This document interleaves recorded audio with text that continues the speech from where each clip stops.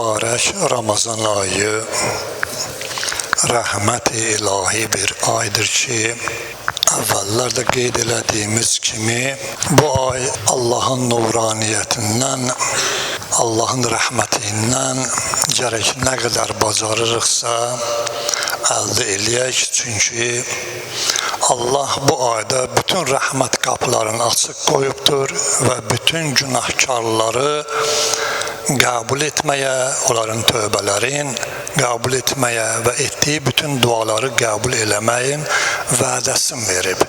Ona görə də hər dəqiqəni biz qədrini bilməliyik. Bu ayda əməldən daha çox əqidəmizi saflaşdırmalıyıq. Bəzən biz əqidə cəhətdən müəyyən cahillik, müəyyən qədər elmsizlik nəticəsində görürsən ki, Allah dərgahında olan o bəzi şeyləri əldən veririk. Elə namaz qıldım, oruç tutdum və getdim məscidə, iş bitdim, behişt mənim üçün açıqdır. Bu düşüncələrlə Əli əleyhissalam demiş, qiyamətin günündə baxarsan, dəftərində heç nə yoxdur. Əziyyət çəkmisən və ac qalmısan. Yəni, bunlar hamısı əvvəldən bizə deyilir. Odur ki, birinci növbədə gərək insan əqidəsini saflaşdırsın. Onu da saflaşdırmaq üçün Peyğəmbər əleyhissalamdan bir hədis var ki, o hədis həm bizim üçün çox təəccüblidir, bu cəhətdən ki, adam bəzən bəziləri şək eləyəcəkdir. Amma mənanı ki, sonradan ona izah olunar, başa düşər, ondan sonra bilər ki, nədən söhbət gedir. Həzrət Peyğəmbər əleyhissalam buyurur ki, 5 iş var, 5 əməl var. Hər kəs bu 5 əməli icra eləsə, Allah yanında o qədər savaba çatır ki, burada qeyd edir. Məsəl üçün, əvvəlini demirəm, çünki axırda deyəcəm onu. Həzrət buyurur ki, hər kəs o işi görsə, فَكَنَّمَا حَجَّ الْبَيْتِ عَشَرَةَ الْآلَافِ buyurur ki, o işi görən şəxs 10.000 dəfə həcci gedib ziyarət eləyibdir. 10.000 dəfə Həzrət buyurur ki, gedib o həcci ziyarət eləyib və 10.000 dəfə həcdən əlavə ki, gedirlər, ziyarət eləyirləri, ömrə, bilirsiniz də, hər vaxt getmək olur. 10.000 dəfə də onu eləyib və buyurur ki, həmsinin İsmail əleyhissalamın 10.000 dəfə evlatlarından onları azad eləyib və onlara təam verib. Yəni, İsmail Peyğəmbər əleyhissalamın 10.000 evladını azad edib və təam veribdir. Bəli, hər kəs o işi görsə, buyurur ki, elə bilsin ki, 10.000 fəqirə təam verib və müslimə təam verib. Həmsinin hər kəs o işi görsə, elə bilsin ki, cihad eləyibdir, 10.000 dəfə cihadda iştirak eləyibdir və hər kəs o işi görsə, elə bilsin ki, 10.000 insana geyim verib.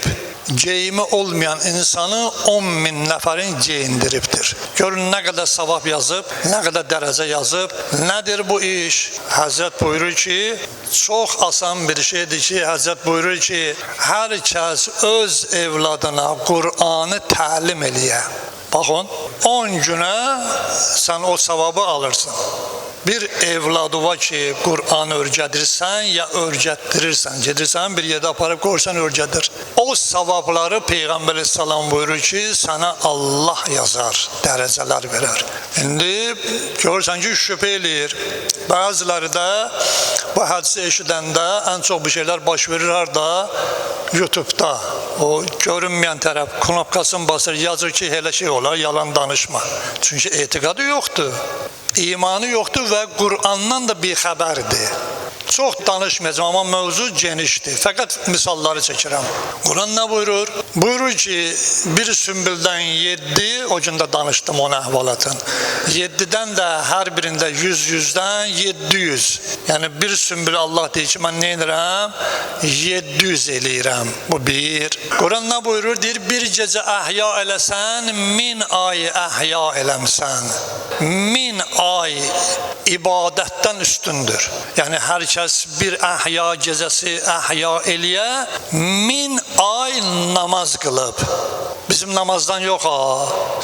Peyğəmbərin qıldığı qəbul olan namazdan Allah danışır. 1000 ay oruç tutub ki, Peyğəmbərin tutduğu oruçdan ki, qəbul olubdur. 1000 ay cihad eləyibdir. 1000 ay zəkat verir. 1000 ay xums, 1000 ay həc, 1000 ay bunlar hamısı ki, Quran buyurur, deyir, o ibadəti etmiş savabın nədir? Bir gecə əhya eləməklə. İndi bax, Quran buyurduğu nədir? Buyurur ki, Quran ki, hər kəs əhya eləsə 1000 ay ibadət eləyib. O 1000 ay ibadət nə qədər eləyir? 83 il təxminən. Yəni bir insanın ömrü qədər. Orta bir insanın ömrü. Əgər 100 yaşı yaşayarsa 83 il o işləri görübdür. Allah da onları qəbul edibdir. Bu da öz yerində.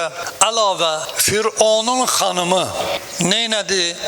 Bir dəfə Allahın adını zikr elədilər, ölümü ona vacib elədilər və atdılar evlatlarını da o da və şəhid elədilər özündə. Fəqət Allaha bir söz dedi ki, ilahi, mənə öz yanında bir ev tik. Quran deyir də bunu bizə. Hədis deyil ki bu. Quran deyir. Deməli, bir ömür yaşayıbdı. Nə namaz qılıb, nə oruç tutub, nə həccə getməmişdi, nə zəkat, nə mulxunuz, nə heç bir şey. Nə də Quran oxumayıb. Çünki onda Quran yox idi ki, o savaba çatsın. Amma neynədi?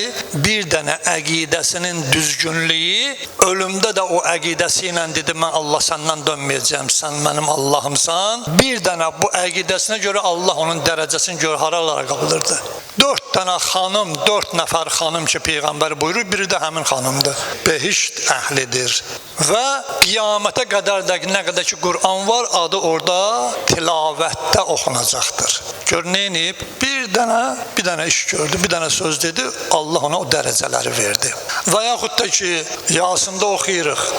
Və cəə min əqsal mədinəti rəculun yəsəə qalə yə qavmittəbi'l mursəlin. O dövrdəki də uzatmıram. Peyğəmbəri ki, inkar elədilər, indi Peyğəmbəri ki, öldürürdülər. Raculun bir kişi, Allah adı Quranda onun bir kişi deyib, indi adı Həbib ibn Nəccar deyərlər. Gəldi, dedi ki, bunları öldürməyin, bunlar haqq Peyğəmbərdirlər və onu öldürdülər. Allah axirət aləmindən onun dili ilə danışır burada. O öləndən sonra danışmadı ki, Allah onu deyir ki, o qovmuna belə dedi. Yox. Öləndən sonra dediyi sözü Allah Quran-ı Kərimdə, Yasında gətiribdi. İndi nədir məsələ? Buradan nə anlanır, nə başa düşülür? Buradan başa düşülən məsələ bu hədisdən 10 minlərlə deyilir ki, bu dərəcəyə çatacaqsan, əgər sənin əqidən düz olmasa, imanın kamil olmayacaq.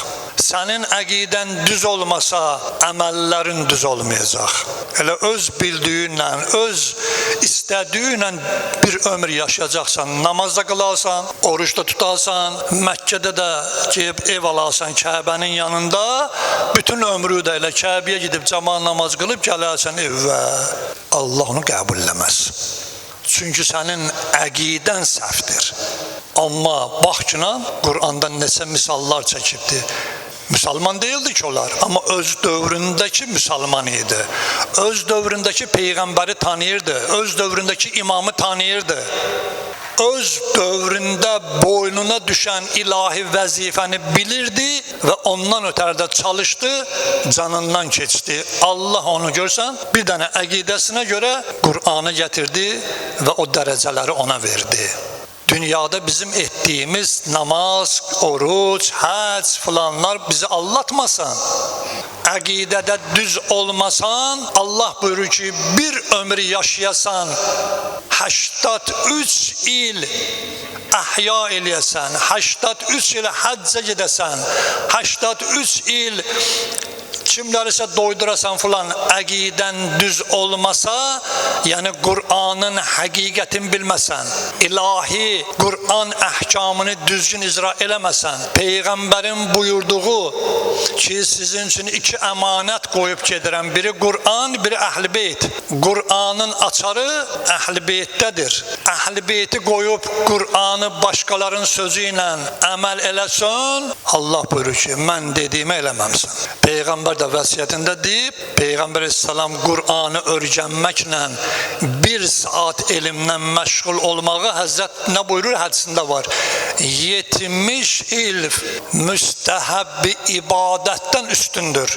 Bu da hədisdə var. Nətər mən 1 saat elmlə məşğul oluyam, Qur'anı öyrənirəm, halal haram öyrənirəm. Necə ola bilsin ki, filan kəs də 70 il namaz qılıb, oruç tutub, filan eləyib, ondan üstündür, bəli, üstündür. Niyə? Çünki 70 il bir ömür yaşayıb, əqidəsi səhv dünyadan köçsə, Allah onun o etdiyi əməlləri qəbul eləməyəcək.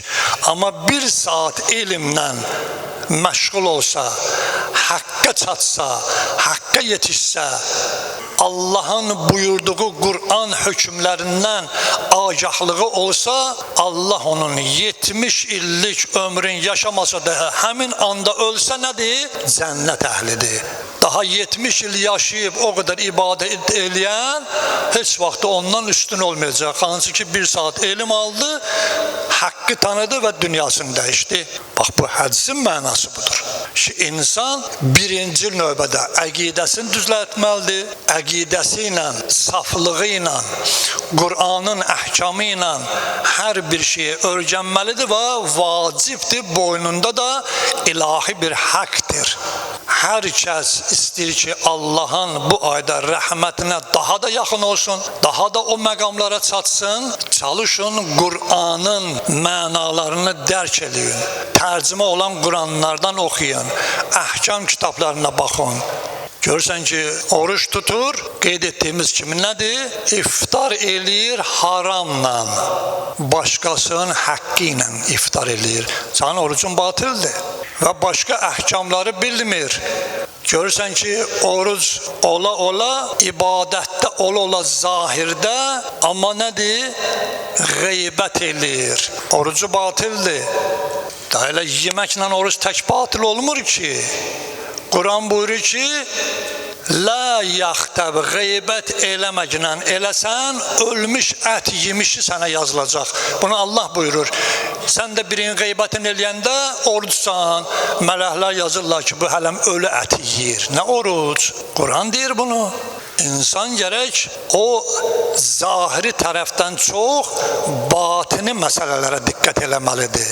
Qur'anın müəyyən o elmini əxs eləməlidir. Mənim vaxtım yoxdur. Əleyhissalam buyurur, təəccüb eləyirəm o insanlara ki, Həzrət Əlinin sözüdür. Dünyaların abad eləmək üçün bütün günü çalışırlar. Amma qoyub gedəcəklər. Bu dünyada axirətlərin abad eləmək üçün heç nə iş görmürlər.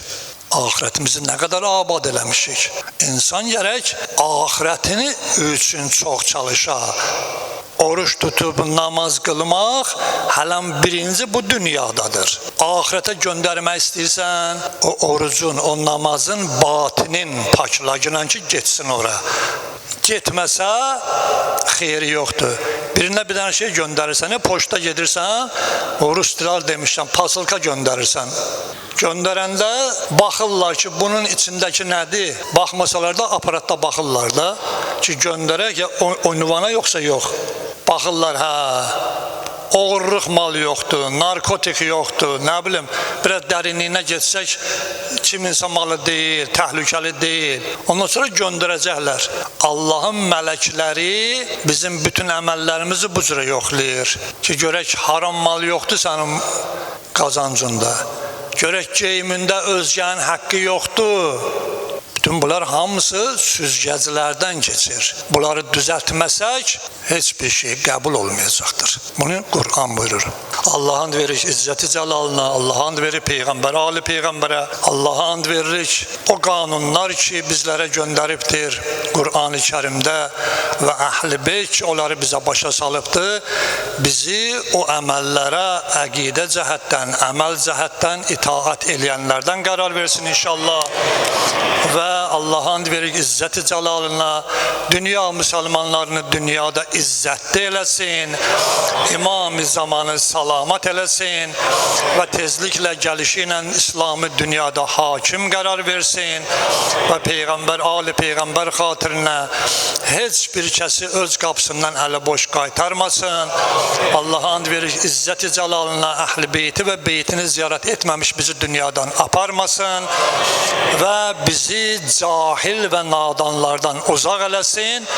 Peygamber, Ali Peygamber xatirinə bu günlərim ki İslamla düşmənçilik eləyirlər, bu günlərim ki Şiə ilə düşmənçilik eləyirlər, qanlarını içirlər və bu günlərim ki hər o yerdə ki möminlərlə düşmənçilik eləyirlər, Allah onların öz bəlalarını, öz zulümlərini, özlərini etdiyi o zalim əməllərini özlərinin, əzizlərinin və onların tərəfdarlarının başına töksün inşallah.